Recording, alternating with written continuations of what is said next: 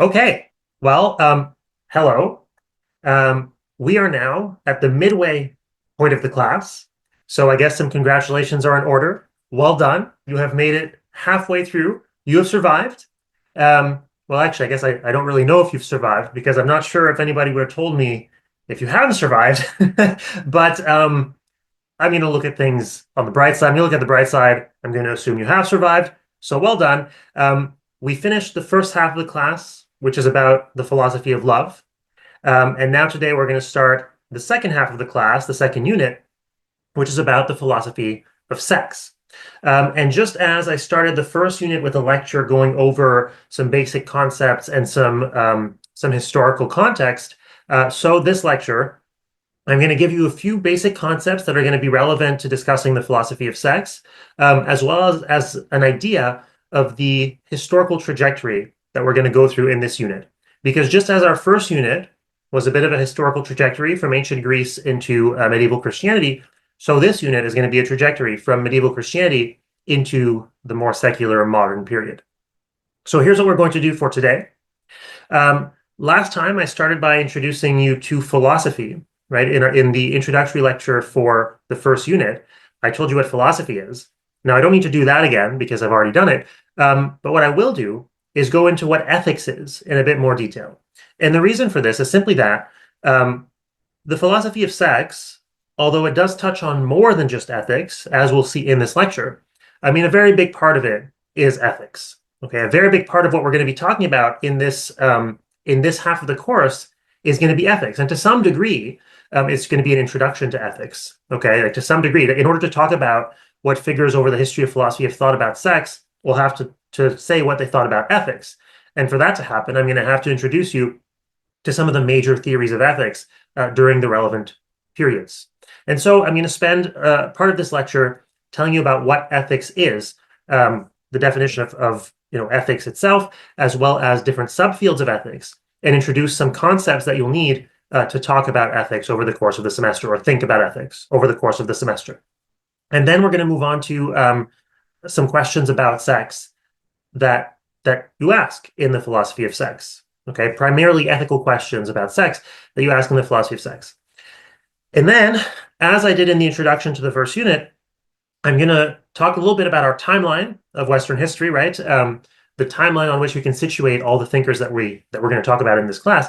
And I'm going to tell you a bit about the different normative ethical theories about what's right and wrong, that have been popular over the period we're going to be looking at in this unit, as well as certain views about the metaphysics of sex, and why they're important to the discussion we're going to be having over the semester. Now, over the rest of the semester, I should say.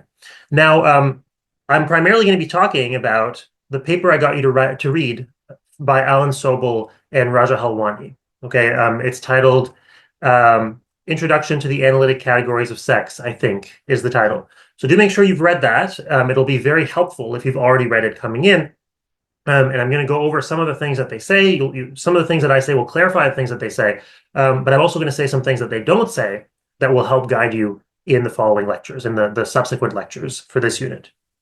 Okay, so first, let's talk about the philosophy of sex. Like I said, the main thing that we're talking about under the philosophy of sex is ethics. And so most of what I'm going to do during this part of the lecture is just introduce you to the different subfields of ethics and the kinds of questions that they ask, and then raise a few of the main questions that people have asked about sex in the context of philosophical ethics. So first, a bit of a refresher.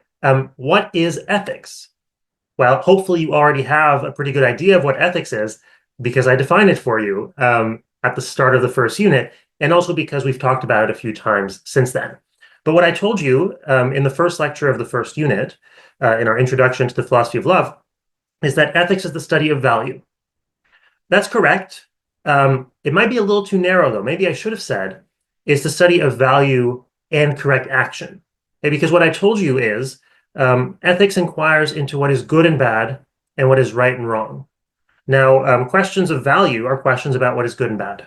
Okay, but questions about correct action are not necessarily questions about value, maybe. Okay, most philosophers think that there's an important relation there, but they might not be exactly the same thing.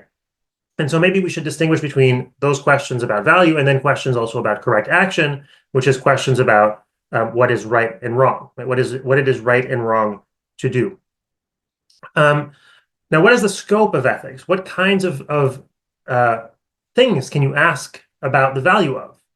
Well, here are some examples. Okay, there's more to it than this, but some historically important examples have been questions about what kinds of persons we should aim to be.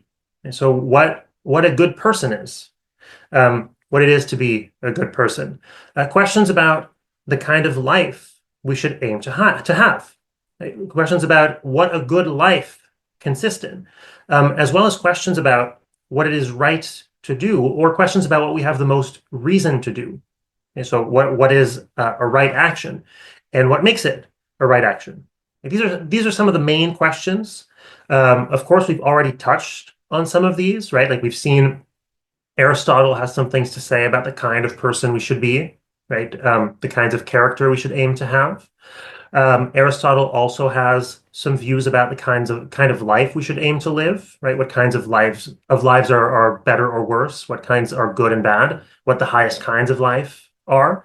We've also seen something like this in Aquinas, right? Aquinas also has views that we've seen about what the highest kind of life consists in. We haven't talked that much, though, if at all, really, about what it is right and wrong to do so far. Okay, this is an aspect of ethics that's probably the one that gets talked about the most in philosophical ethics, but that we really haven't talked that much about yet. Okay, and a lot of what we're going to talk about in this unit is exactly about that. What it is right or wrong to do, what kinds of acts, what kinds of activities it is right or wrong to perform or to engage in. Okay, so that's what ethics is. It's the study again or the inquiry into what's good and bad and right and wrong. Notice, though, that there are different ways to inquire into this, right? So, in other words, there are different questions you can ask about what's good and bad and right and wrong. Or to put it differently, there's different questions you can ask about goodness and badness and rightness and wrongness. And you can understand the different subfields of ethics as corresponding to different questions that you can ask about those things. Okay, so here are some subfields I want to tell you about. The first is what's called meta-ethics. Now, here's a textbook definition. Don't worry, I'm going to explain it. But the textbook definition is that meta-ethics is the study of the nature of ethical properties and of the semantics of ethical language. Okay, so what's an ethical property? Well, a property, as we've seen before, is just a trait or a characteristic, right? So it's the study of the nature of ethical traits, ethical characteristics. What are those? Right? What are ethical properties? Well, things like goodness and badness, rightness and wrongness. Okay, it's the field or the subfield that studies what goodness is, what badness is. This is not obvious. What are we saying about something when we say that it's good or that it's bad? Same thing goes for rightness and wrongness. What are we saying about something when we say that it's right or wrong? When we say that something is, yellow or square, it's fairly obvious what we mean by that. We can define it quite easily. When we say that something is true or false, that's also fairly obvious. There's no mystery there. But when we say that something is good or bad, or that it's right and wrong, or right or wrong, what is that? What are those properties? Now, notice, if you're going to ask questions about the nature of ethical properties, right, about what ethical properties are, well, you're probably also going to have to ask questions about the semantics of ethical language. Semantics, by the way, is simply the study of the meaning of words, or the study of meaning. Okay, and so to study the semantics of ethical language is to study the meaning of the terms that we use to talk about ethics. Terms or words like good, in quotation marks, bad, in quotation marks, right, wrong, ought not, should not, must not, and so on and so forth. Okay, these are the words we use, the terms we use to talk about ethics.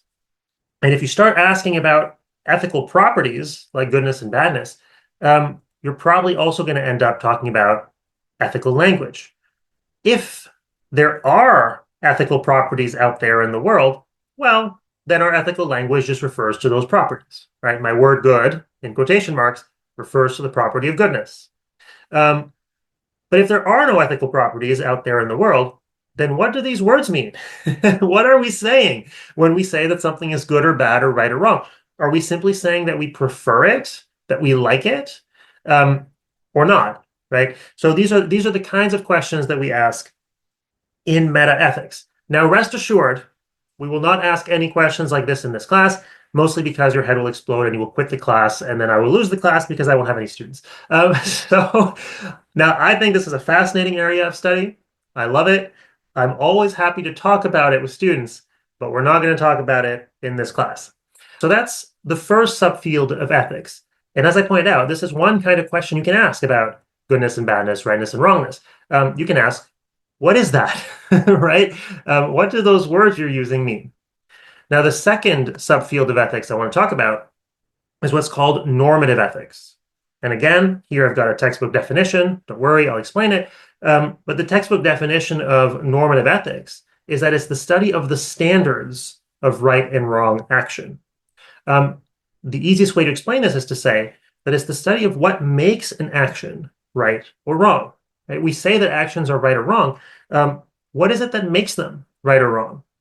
So, for example, several philosophers throughout history have thought that what makes an action right or wrong are its consequences. Okay? Its effects.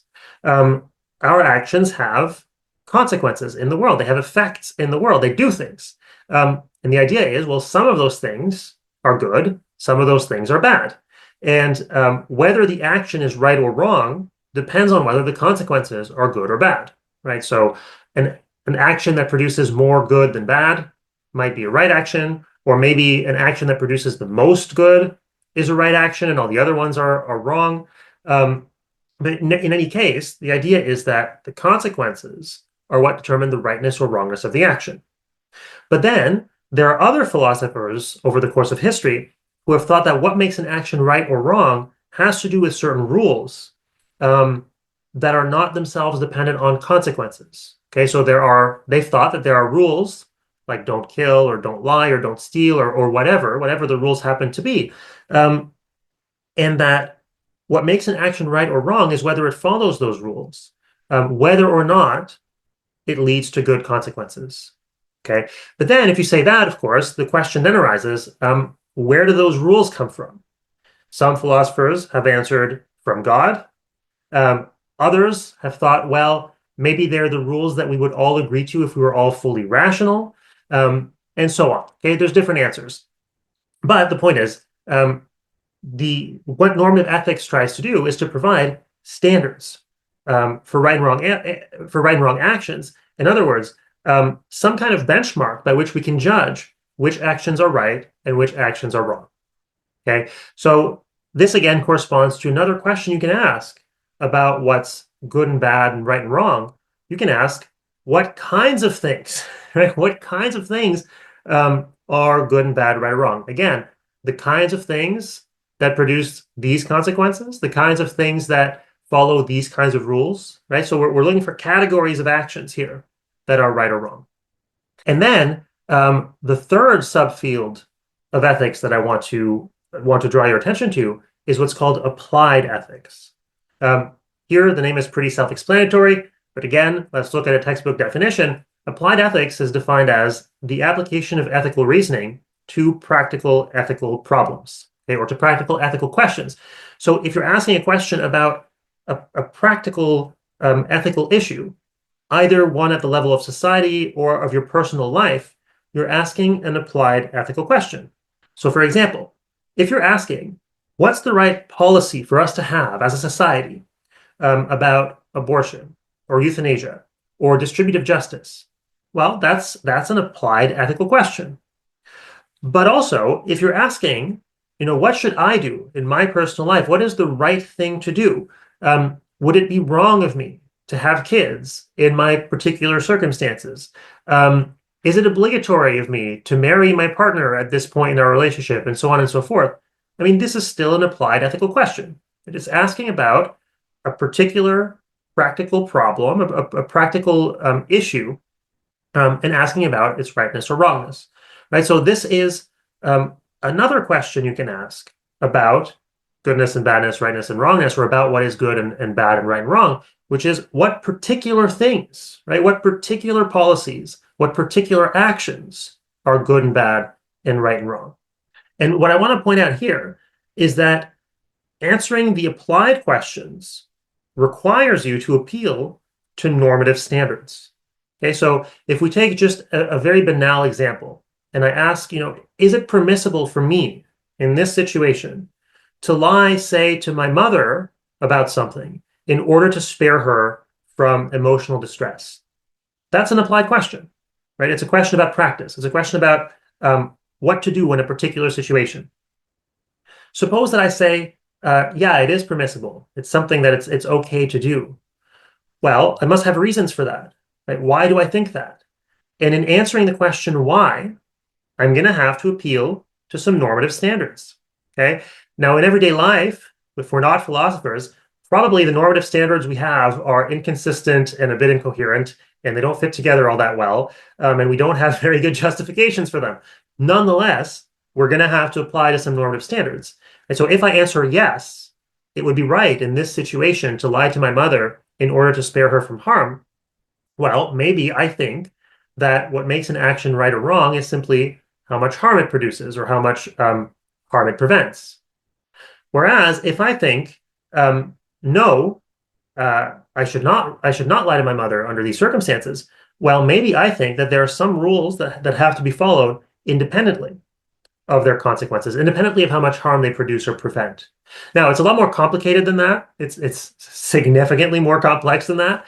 But this gives you an idea of why doing normative ethics is necessary. You cannot answer applied ethical questions in any way that is coherent, in any way that is intelligible, without having some kind of some set of normative standards. But then, once you've got normative standards, you're going to have to see, okay, well, how do they apply across cases? Are they consistent? Are the standards I'm appealing to in this case consistent with the ones I'm appealing to in that case, and so on and so forth? And ultimately, that's what normative ethics consists in, right? Trying to uncover sort of the most systematic set of standards of right and wrong that makes sense of morality. And then, of course, you can go up to a further level and ask, wait a minute, what is this goodness and badness, rightness and wrongness that we're talking about? And then you're doing meta-ethics, which again, we won't do in this class. Don't worry. Okay, so that's the discipline, or I should say the subdiscipline of ethics, along with the subfields that make it up, and how they're related to each other, what they're trying to answer, and why they're all important to the study of ethical questions. Hopefully, all of that is pretty clear. One other thing I'd like to note, though, because students often get hung up on this, often get confused by this, is that we're not talking about the law here, right? We're not talking about what is legal or illegal. We're talking about what's morally right and morally wrong. And that's a different thing, right? You can see that it's different because it's easy to imagine cases where something that is morally wrong is illegal. It's also easy to imagine cases where something that is not morally wrong is illegal.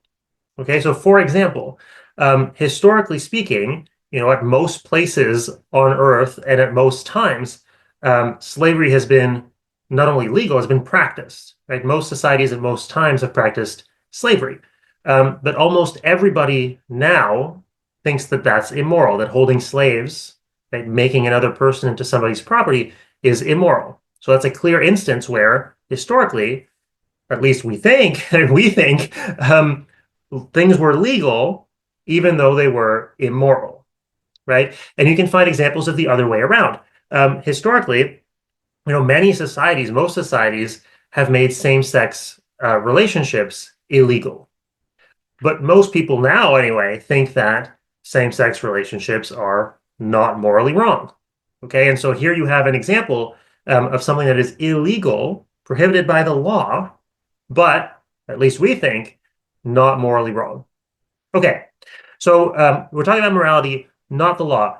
Now, in order to further clarify ethics and morality, I want to introduce three concepts that are going to be important for the rest of the semester. I'm probably going to refer back to these every lecture. Okay, and those are the concepts of what is morally impermissible, of what is morally permissible, and of what is morally obligatory. Okay, so far, I've only talked about what's morally right and morally wrong. But you can subdivide that. Okay, you can be a bit more precise about what you're talking about by distinguishing between what is, again, impermissible, morally speaking, what is permissible, morally speaking, and what is obligatory, morally speaking. And again, this is different from what is legal or illegal, from what is legally permissible, legally impermissible, and legally obligatory. Okay. Now, in order to illustrate, I've got some handy slides for you. So here's a guy named Jim. You might know him from the hit TV series The Office. If you don't know him from the hit TV series The Office, you should really watch the hit TV series The Office because it's fantastic. What are you even doing? It's been out for like 15 years. You've had the time. Um, but here's Jim. And Jim, as you might know, if you've watched the hit TV series The Office, is married to a lady named Pam, at least in later seasons. As of season 4, I think. Spoiler alert. So he's married to Pam. Now, we can use Jim and Pam to illustrate these concepts of what is morally impermissible, morally permissible, and morally obligatory. Now, to say that something is morally impermissible is simply to say that it is morally wrong to perform it. Okay? It is wrong to do it. Another way to put this is to say that you ought not to do it, or you should not do it. Or if you want to be really serious about it, you must not do it. Okay? It is morally impermissible, morally prohibited. Now, some obvious examples of things that we think are morally prohibited are, murder, theft, rape, these kinds of things, right? We tend to think that these things are morally impermissible under all circumstances. And again, that's different from saying they're illegal. Those things are all illegal. But we also think, usually, that they're morally impermissible, right? Such that if there were no law against them, we would think there should be, right? Or such that if the Canadian government were to be toppled tomorrow and there just wasn't the rule of law in Canada anymore, we would still think it's wrong to murder and to steal and to rape. Okay? So that's what it is for something to be morally impermissible. Now, this, of course, is a class on the philosophy of love and sex. Here, as I've said, we're mostly going to be talking about the ethics of sex for the rest of the semester, about sexual ethics. And so we can ask, what kinds of things would it be wrong for Jim to do, given that he's married with Pam? Well, suppose that there's this other girl, Kathy. If you've watched the hit TV series The Office, and you've watched it all the way to season 9, you also know Kathy. Kathy would like to have sex with Jim, would like to have him cheat on Pam, right? To commit sexual infidelity in his relationship with Pam. Well, most of us would say that this is morally impermissible. Okay, most of us think this is morally wrong. It's something that Jim ought not to do, should not do, must not do. Okay, is anything else morally impermissible for Jim to do in the sexual domain? Well, most of us think that yes, right? Most of us think that it would be wrong for him to have sex with an animal, for example, with children, of course. Most of us think that it would be wrong of him also, say, to hire a prostitute while he's married to Pam. Of course, we all think that it would be wrong for him to rape Pam, right? These are all things that would be impermissible, morally wrong. You ought not to do them, should not do them, must not do them, morally prohibited. Okay, so those are things that almost everybody thinks are morally impermissible in the sexual domain. So that's the first concept, what is morally impermissible. Now, the second concept I said I want to talk about is what is morally permissible. What's that? Well, to say that something is morally permissible is simply to say that it is not morally wrong to do it. Okay, that's all that means. So you can define permissibility in terms of impermissibility, um, or of impermissibility, and vice versa. Okay, so what it is permissible to do is what it is not impermissible to do, and what is impermissible to do is what is not permissible to do. Right? They're interdefinable like that. So again, we there are plenty of examples of things that we think are permissible in everyday life. Right? We think that a decision to hang out with your friends is permissible. It's not wrong to do it, right? It's not impermissible. But a decision to not hang out with your friends and simply stay at home is also permissible. It's not impermissible. It's fine to do it. It's not wrong to do it. Or, you might do neither of those things and instead go for a walk or go to the store or go visit your family. All these things we think are morally permissible, right? They're not wrong. They're within the range of actions that it's okay for you to perform. Now, again, this is a class on love and sex. We're especially going to talk about sexual ethics in this unit. So we can ask, sexually speaking, what is it permissible for Jim, who's married to Pam, to do? Well, one thing that we can probably all agree is obviously permissible is for him to have sex with Pam. Okay? If there's one thing that all human beings across all times and all societies have agreed about with regard to sexual ethics, is that it is okay to have sex with the person you're married to within a heterosexual monogamous relationship. I don't think a single person in the history of humanity has disagreed with that claim, that that is permissible, right? To have sex with somebody who you're married to in a heterosexual monogamous relationship, I think everybody ever across all religions, all cultures, all times has agreed that that's okay. That's morally permissible. But then we can ask, okay, what else is it morally permissible for Jim to do, given that he's married with Pam? And this is where we start to enter into thorny questions where not everybody's in agreement. Okay, so would it be okay, for example, for them to engage in polyamorous sexual relationships, right? For them to have sexual relationships with more than one partner, or to have an open relationship?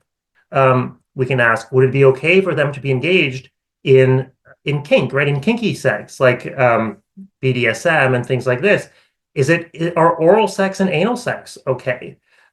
All these kinds of questions. Actually, even is masturbation okay? Right? Would it be okay? Sorry to put this image in your heads.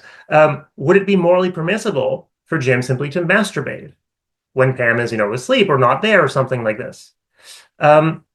These are questions that people have disagreed wildly about. Okay, and we're going to see several of the authors we're going to talk about in the rest of this unit disagree about several of these questions. Some of them think that masturbation is very morally wrong. Some of them think that kinky sex would also be very morally wrong. Some of them think both of those things are fine, right? So, but you see how to answer that question, we need some kind of an account of what makes an action right or wrong in the first place, right? In answering the question, would it be okay for them to have an open relationship and have sex with other people? Would it be okay for them to engage in kinky sexual practices? Would it be okay for them to masturbate?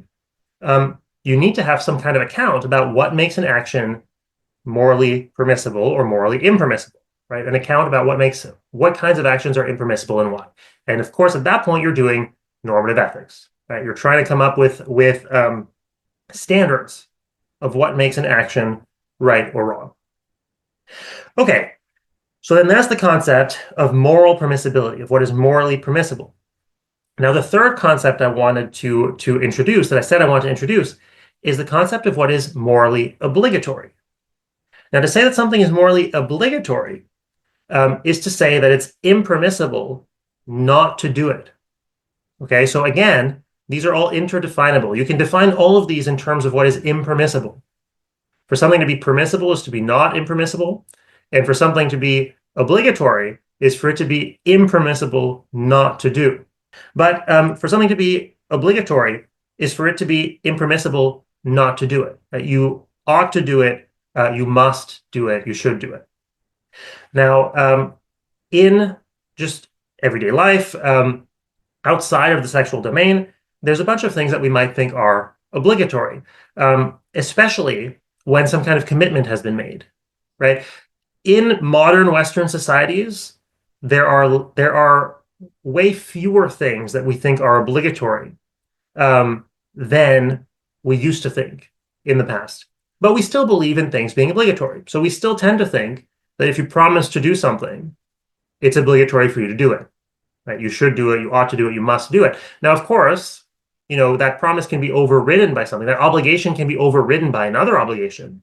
Like if you promise to do something and then you find out your mother is dying, well, your obligation to take care of your mother might kind of win out over your obligation to keep your promises. But that doesn't mean there's no obligation there, right? It just means that there's a stronger obligation. So most of us would think keeping your promises generates, or making a promise generates a kind of obligation, right? Such that now you have to keep your promise. Um, Again, if we might say more generally, you should hold up your side of the bargain, of a bargain, right? If you make a bargain, you generate an obligation, and now you have to keep your side of the bargain, right? Again, there might be stronger obligations that have to win out in the case of a conflict, but that doesn't mean there's no obligation there. But then we can ask the question, is anything obligatory in the sexual domain? Right? Because again, we're mostly talking about sexual ethics here. That's the main thing we're going to be interested in this semester. Is anything obligatory in sexual ethics? Not clear.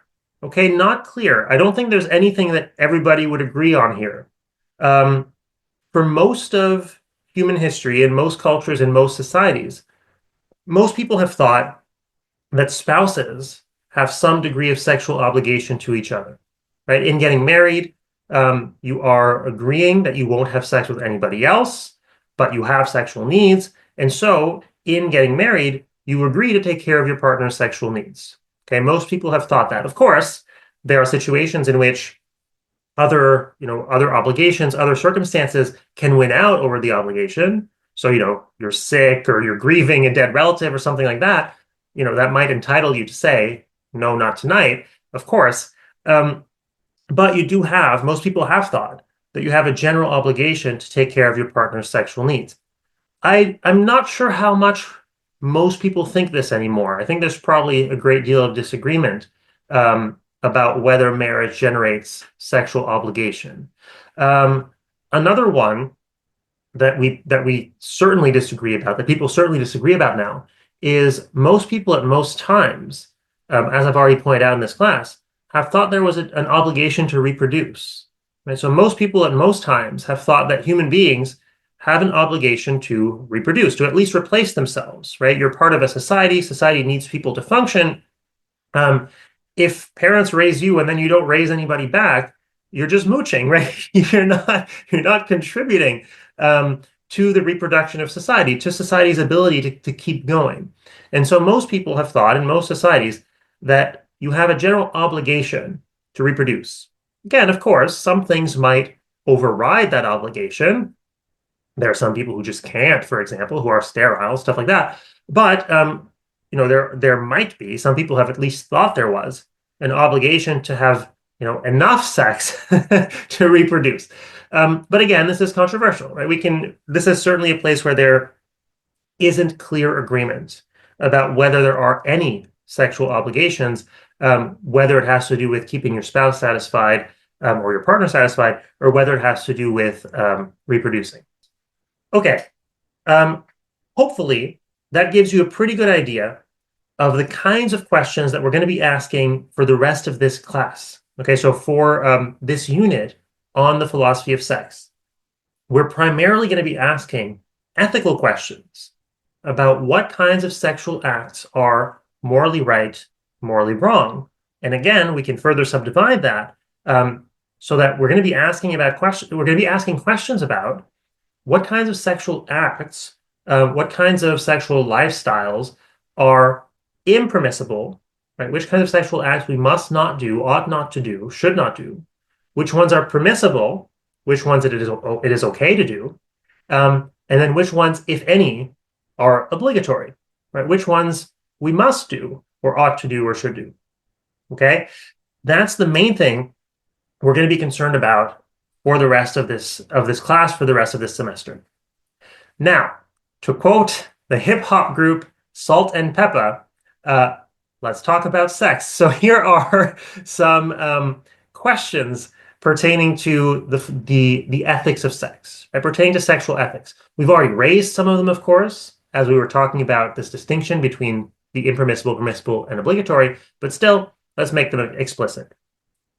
The first question that the philosophy of sex and that the ethics of sex touches on, and that I actually haven't mentioned so far, is simply what is the place of sexuality in human life? Remember, ethics is the study of value, meaning the study of what is good and bad. And you can ask about good and bad character, right? What kinds of persons we should be, what being a good person consists in. And you can ask about what a good life consists in, right? What kind of life we should lead, what a good, flourishing human life consists in. And so we can ask, okay, what is the place of sexuality in a good, flourishing human life? How much, in other words, how much importance, how much value should we give to sexuality, to our sex lives?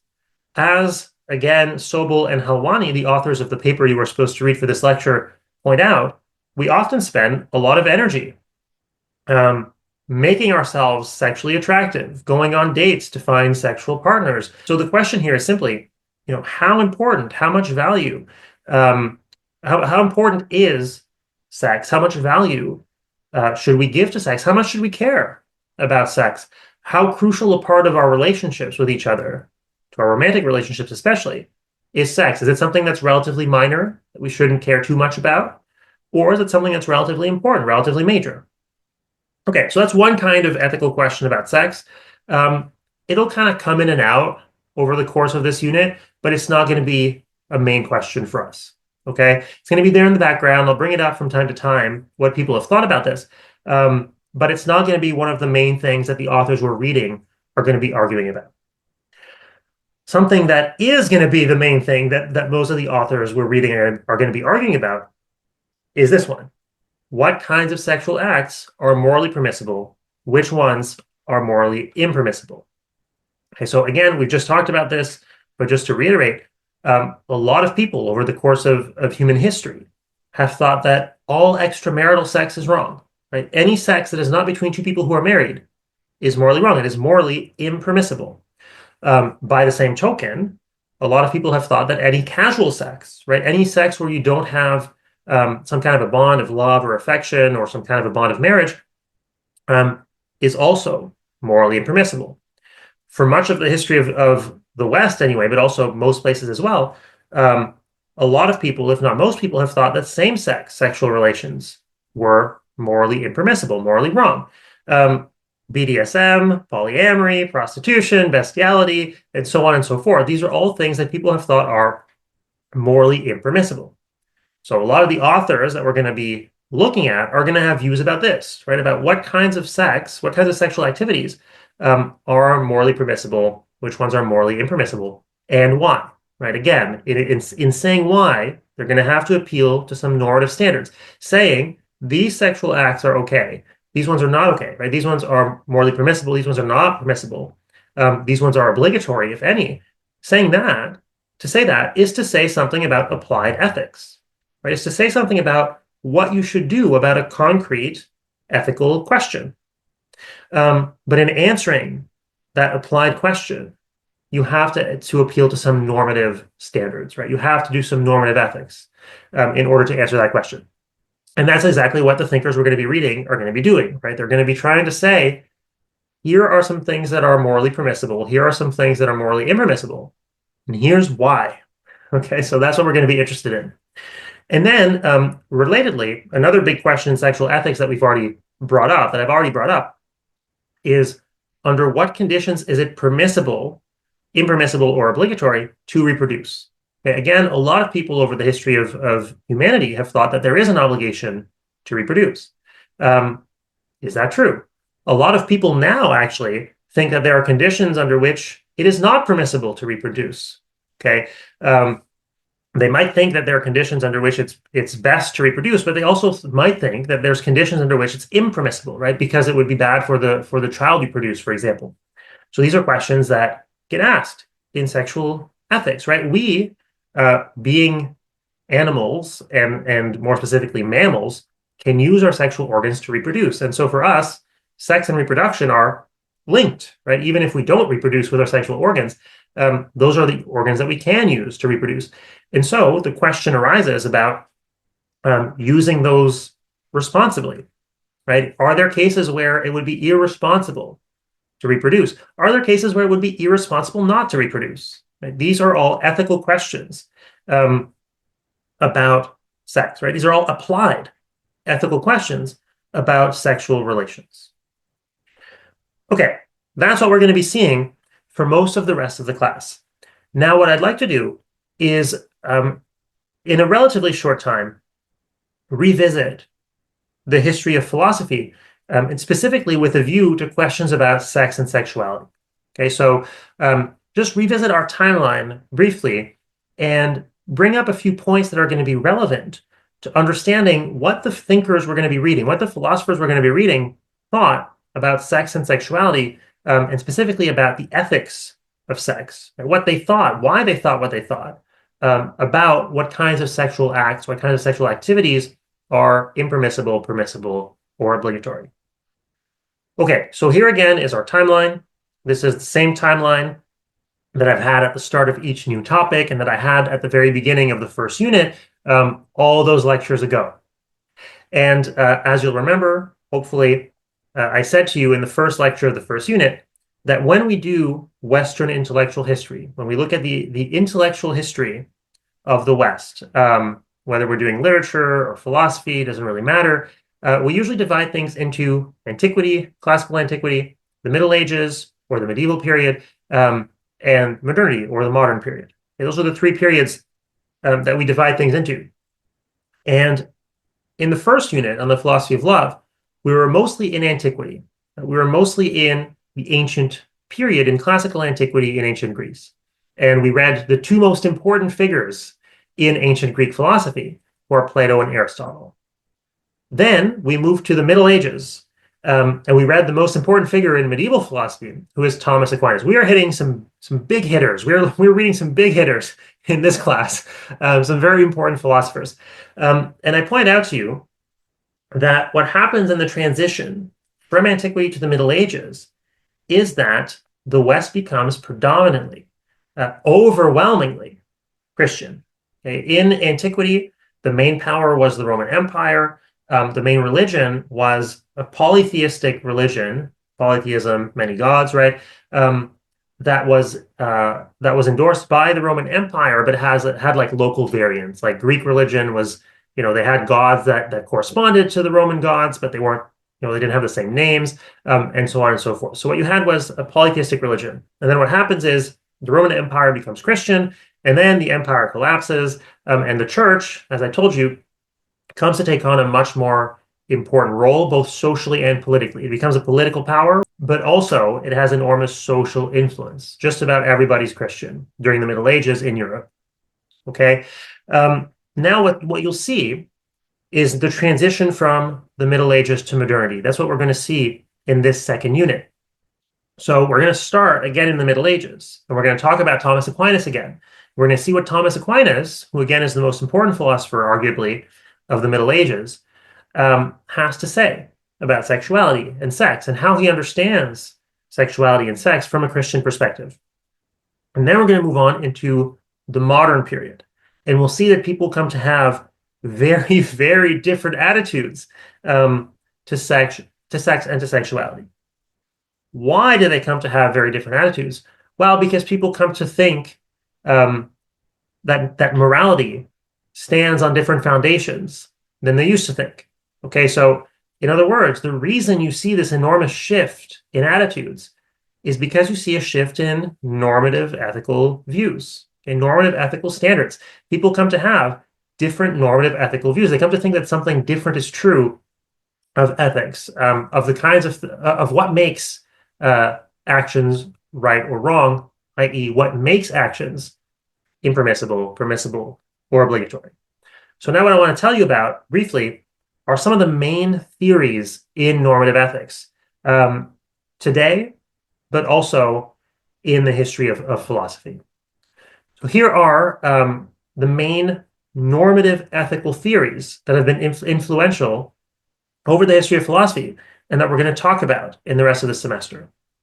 The first one, as you can see on the slide here, is what's called the natural law approach. So the natural law approach is a normative ethical theory, or you could say the natural law theory is a normative ethical theory that says that an action is impermissible if it violates the natural ordering of things. It's impermissible if it violates the natural ordering of things. Now, what does this assume? Well, obviously, this assumes that there is a natural ordering of things. Okay? It assumes that there are purposes or ends in nature. In other words, it assumes that that nature is teleological. Right? We saw that teleology is the study of the purposes or ends or goals or aims of things. Right? A telos, as we saw when we talked about Aristotle and then Aquinas, is a purpose or an end or an aim or a goal. That's what a telos is. And we saw Aristotle thinks that all living things have built-in teloses, right? They have ends or purposes that are built into them. And what is good for them is to pursue that end. Okay? The natural law perspective assumes that all things have a kind of natural order. Everything has its own purpose that's built into it. But it adds the claim that what it is right to do is to follow that natural order, to use things for what they were made for, and to not misuse them, right? To not use them for things that they were not made for. And so the idea here is that what is right is what is natural, right? There are natural purposes in nature, and what it is morally right to do, what it is morally permissible to do, is what accords with the natural purposes of things. What it is impermissible to do, morally impermissible to do, is what violates the natural purposes of things. Okay, this is the view that we're going to find in Thomas Aquinas. Okay, Thomas Aquinas thinks that God, right? He's a Christian. God put purposes in things. He put those purposes in things so that we'll use them for those purposes. And God, of course, is all good. And so what he decides is good. And so using things for the purposes that God put in them is morally right. Using them for anything else is morally wrong. Okay, so the reason you'll see that Thomas Aquinas has his particular view of sexual ethics is that he holds to a natural law view of normative ethics, right? It's because he thinks that the natural law view of normative ethics is true that he thinks the things he does about sex and sexuality. But then what happens over the transition, during the transition from the medieval to the modern period, well, a lot of things happen. I'm going to talk to you about them in way more detail once we get there. But in brief, Christianity loses a lot of its power. That's what happens. Okay, Christianity loses a lot of its political power. The Roman Catholic Church loses a lot of its political power, and at the same time, a lot of its social influence. And so a bunch of things happen at the beginning of the modern period, like at the same time, that just completely collapses medieval civilization. You've got the Protestant Reformation, so Christianity splits. So, of course, that leads to a weakening of the power of the Church of Rome, the Catholic Church. At the same time, the system of trade that we have in place now, that some people call capitalism, right, but basically a system of free trade emerges, meaning that there's much more contact between nations and the standard of living goes way up. And at the same time, there's the scientific revolution. And so we come to understand the natural world to a much greater degree than we did before. And we start to understand the world around us in a way that was very different than the way that people understood it in the medieval period. Okay. And those three things together lead to a completely new understanding of science, of the natural world, and at the same time, to a weakening of the Christian ethic and to the emergence of a secular ethic. That's not to say that people stop being religious. Most people remain religious for most of the modern period. It's only very recently that we see like really sharp declines in religiosity. But increasingly, people start to look for a secular grounding to morality. Okay, we'll see a bunch more of this. But what happens is people's normative theories change. right? Their ideas about what makes an action right or wrong changes. And this leads to very different attitudes about sex and sexuality. So we'll see in the modern period, we'll talk about two big approaches that emerge in the modern period. The first one we'll talk about is Kantian ethics, and the second we'll talk about is utilitarian ethics. If you've ever taken an intro to ethics class, you already know something about this. But if you haven't, well, this will be your intro to ethics. So Kantianism or Kantian ethics um, is a view that emerges in the 18th century with the German philosopher Immanuel Kant. In the 18th century, this is a couple hundred years into modernity, into the modern period. And you'll see that in the modern period, what happens is ethics becomes increasingly humanistic. Okay, people become humanists, increasingly become humanists about ethics, meaning they increasingly think that ethics has to do with humans. It has to do with the human good, either with human well-being, human happiness, or with human freedom. Okay, those are like the two main views that you find during the modern period among non-religious people, or at least among people who think that we need a foundation for morality that isn't religious. Okay, and so one of these humanist views that you find is what's called Kantian ethics, that was developed by the German philosopher Immanuel Kant. And in a nutshell, Kant's idea is that an action is impermissible, it's morally impermissible, if it fails to respect the dignity of autonomous rational beings. Okay? The idea of autonomy is simply the idea of being able to make rational choices. Okay? I'll talk more about this when we get to Kant, but it's the idea of being able to make choices, to reason your way to your own decisions. And Kant thinks that to be permissible, an action has to respect the autonomy of all rational people. Okay, so if you're overriding their autonomy, for example, by forcing them to do something against their will, or by lying to them to manipulate them into doing something that they wouldn't do if they had the correct information, if you do something like that, what you're doing is impermissible. If you're doing something that isn't like that, okay, that respects everybody's autonomy, then what you're doing is permissible. Okay, that's in a nutshell, like in an extremely condensed, extremely simplified version, that is Kantian ethics. Okay, whatever you do is okay as long as it respects the dignity of autonomous rational beings. It respects them as autonomous rational beings. You'll see that what Kant says is it doesn't treat them as means to your ends, right? You're not treating them as tools or instruments to achieve your own goals, right? A means to an end is a way of achieving some end. An end is a goal or an aim. Kant thinks that as long as you're not treating other people as mere means to your ends, as mere tools to get what you want, as long as you're respecting them as beings who have things that they want, what you do is morally permissible. And if you do something that treats other people as means to your ends, as mere means to your ends, if you treat them as tools to get what you want, then what you're doing is impermissible. Okay, in a nutshell, we'll see this in more detail. That's Kantian ethics. And then the other big theory that emerges during the modern period, this one a little bit later in the 19th century, is what's called utilitarianism. Utilitarians think that morality has to do with well-being. And so they think, in a nutshell, utilitarians think that an action is impermissible if it fails to bring about the most well-being overall. And it's permissible, actually it's obligatory, if it brings about the most well-being overall. So what we're supposed to do is whatever is in the greater good. Okay? What we are to do at every moment is whatever's in the greater good.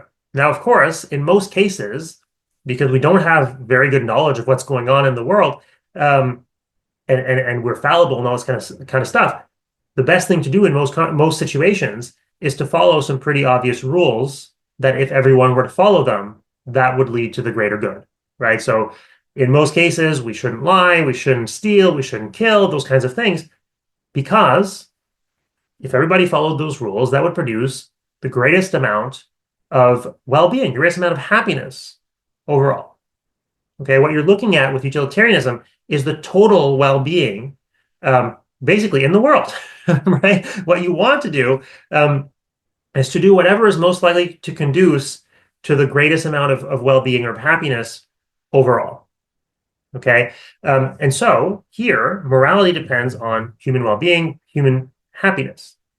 Um, I hope you can see this will come out in more detail as we progress through our unit, but I hope you can see these are very different answers to what makes an action right or wrong. Right? These are very different answers to the question, what should I do? What should I not do? What is impermissible, permissible, and obligatory? And so these different views are going to lead to different answers about what sexual actions, right? What sexual activities are impermissible, permissible, and obligatory. And so to figure out what is morally right, what is morally wrong, you have to defend some kind of normative theory. You have to explain which normative theory is correct and why. Okay, so that's what we're going to do. We're going to look at these different normative theories. I want to stress these are not the only possible normative theories, but they are the most important and the most influential, I think, in the history of Western thought at the very least.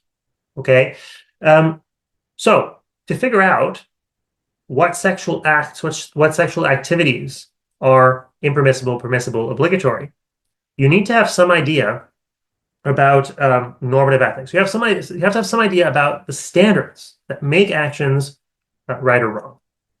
But another thing you need is to have some idea about what the sexual instinct is like.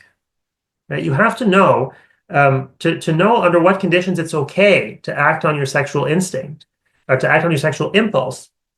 You probably should have at least some account of what the sexual impulse is like. So in other words, you should probably have some account of the metaphysics of sexuality, right? Of what sexuality is, what it's like.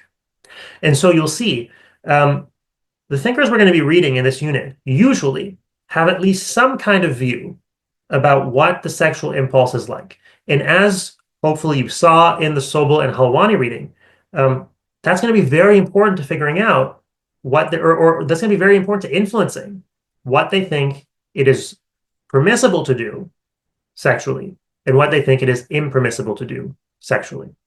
So now let's talk about that. Now, Sobel and Halwani, who again, I hope you've read, distinguish between two views, two very broad views about what human sexuality is like. And they call these respectively metaphysical pessimism or metaphysical sexual pessimism and metaphysical optimism or metaphysical sexual optimism. And I just want to very briefly go over these because they're going to be very important.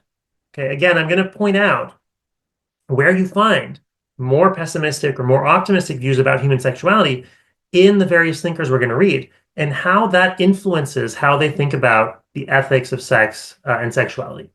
Okay, so metaphysical pessimism or sexual pessimism, right? Pessimism about sexuality is a pessimistic outlook on the nature of the sexual instinct. Okay, so basically, a pessimistic outlook means here like a negative attitude. Okay, so people who are pessimistic about human sexuality tend to think that the human sexual instinct is unbefitting of human dignity. Okay, so there's something about it that is degrading to us, either by giving into it too easily or giving into it at all, we degrade ourselves, or by giving into it under certain conditions, we degrade other people. Or they might think that it's a danger to civilized life, right? The idea that the sexual instinct is just so strong, such a nuisance, so difficult to control, that it's a threat to civilized life. It's a threat to harmonious, peaceful cooperation, or simply a threat to having proper relations with others, right? Again, it might cause us to degrade them, to use them, to think of them as less than fully human, okay? To think of them as objects for our own use.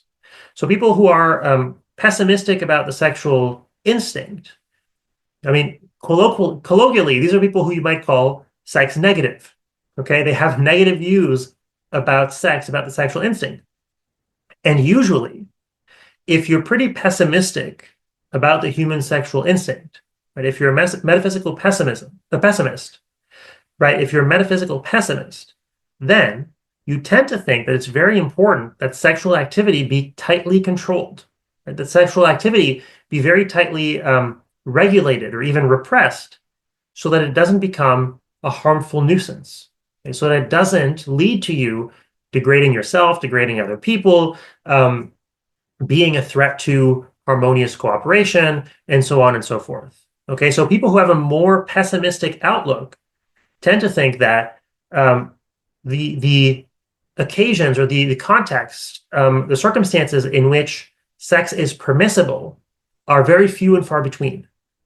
Okay, so some of them think only in the context of a committed relationship. Some of them think only in the context of a marriage. Some of them think only when it's for the purpose of procreation. Okay, you'll see, we're going to read Thomas Aquinas. Thomas Aquinas, being a Christian, is quite pessimistic about the nature of the human sexual instinct. Okay, Christianity in general is quite pessimistic about the nature of the human sexual instinct. They see it as threatening. They see it as a problem to be controlled in some way, to be quarantined in some way, right? So it doesn't do too much damage.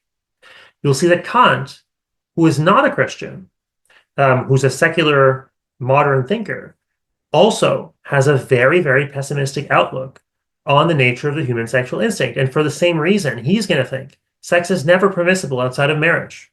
Okay, Kant is not a Christian, but he thinks that sex is never permissible outside of marriage because, well, for reasons we'll see, he thinks that in all other circumstances, you degrade yourself and you degrade the person you're having sex with.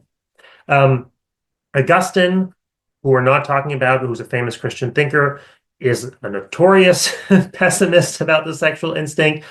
Freud, who's an atheist, right, who's not religious at all, who's just a psychologist, was also extremely pessimistic, at least in some of his writings, about the human sexual instinct. Freud thought that the primary task of civilization, right, the main thing we have to do for societies to work, is to contain the sexual instinct. Okay, he thought that was the most important thing that societies had to do to prevent chaos. That's how pessimistic he was about the sexual instinct. He thought that the most important thing we had to do to make sure that societies run properly is to constrain the sexual instinct. Okay, so that's metaphysical pessimism. The other view is metaphysical optimism, right, or metaphysical sexual optimism. Optimism about the nature of the human sexual instinct. So to be optimistic is to have a positive outlook, right? So metaphysical optimists have a positive outlook or a positive attitude toward the human sexual impulse. So they tend to see the human sexual instinct as mostly innocuous, right? Mostly harmless, or at least as posing no more problem than other human drives. Okay, so metaphysical optimists tend to think that the human sexual instinct, the drive for sex or for sexual pleasure, is no more of a problem than the drive for food or for drink, for shelter, and so on and so forth. Okay, so they think that they're on a par. They're no more of a problem, no more concerning. And so, I mean, these are the people who you might call more colloquially more sex positive. Okay, so people who are optimists about the human sexual impulse tend to be pretty open-minded about the context under which having sex is okay. Okay, so under which having sex is morally permissible. So they tend to see sexual activity as, well, it's a source of pleasure like any other. Okay, food is a source of pleasure. Watching TV can be a source of pleasure. Hanging out with someone can be a source of pleasure. Well, sex can be a source of pleasure as well. And there's no particular need, in their view, to control sex or sexuality more tightly, okay, than those other pleasures. Of course, you know, there's some restrictions. Sex without consent is obviously immoral and things like that. Maybe sex, you know, in public when there's people around is immoral, stuff like that. But generally speaking, they're much more permissive, right? They think that there's a lot more context under which sex is morally permissible. For that reason, these are the people who tend to think, well, casual sex is okay, right? Sex outside of a committed relationship, extramarital sex is okay, sex outside of a marriage, polyamory might be okay, like having multiple sexual partners, multiple lovers, BDSM might be okay, like bondage and various kinky practices and so on and so forth. So people who are metaphysical optimists about the sexual instinct tend to think most things that you do sexually, as long as you're not, harming somebody, is okay or are okay. So, John Stuart Mill, who we're going to be reading, it's not entirely clear to me whether he's really an optimist. He's certainly more optimistic than like Kant. Foucault, who we're going to be reading, not entirely clear to me. I think that he's more or less an optimism about the sexual instinct. Um, Bertrand Russell, who we're not going to be reading, he was clearly an optimist about the sexual instinct. Okay, he really just thinks that the drive for sexual pleasure is in principle no different from the drive from any other kind of pleasure. Herbert Marcuse, who we're also not reading, but who we're going to talk a little bit about when we get to Foucault, also was an optimist. Okay, he thought the opposite of Freud. He thought that society would work better if we took out as many restrictions as possible, as many sexual restrictions as possible. Okay, so there's a real difference, which is funny because Marcuse was in some ways a Freudian.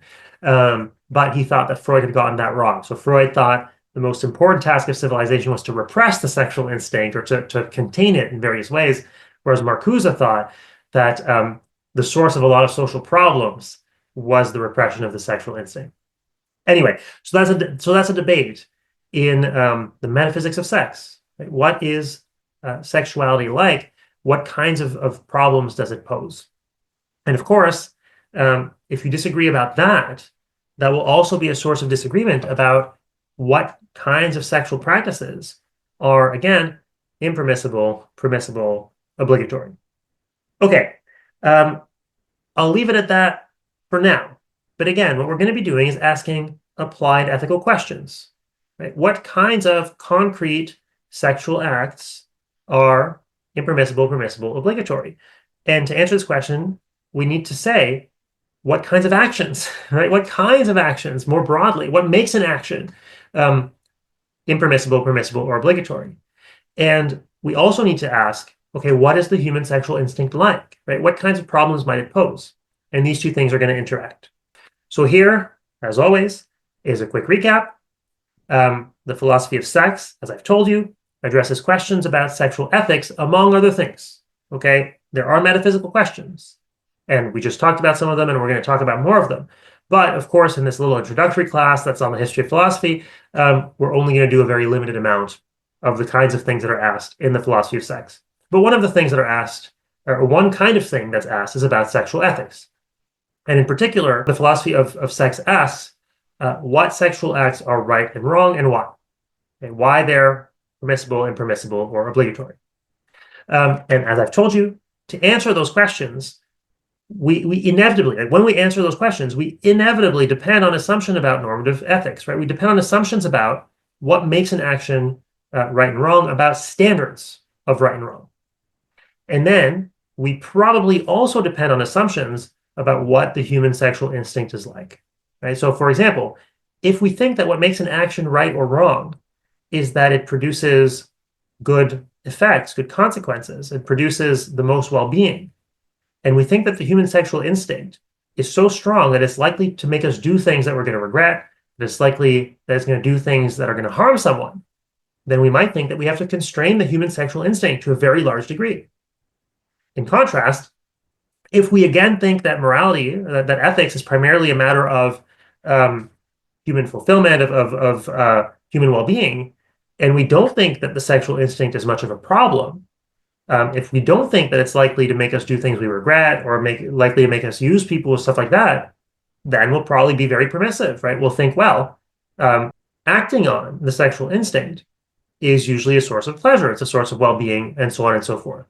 Okay, so usually when you're answering these questions, whether you realize it or not, you're making assumptions about what makes an action right or wrong and about what the sexual instinct is like. And hopefully over the course of the semester, you'll learn at the very least to better understand what the different assumptions are in these debates, and maybe ultimately to better understand your own assumptions. Okay, that's it for today. I will see you next time where we'll start talking about Thomas Aquinas and medieval Christian attitudes towards the ethics of sex. Bye now.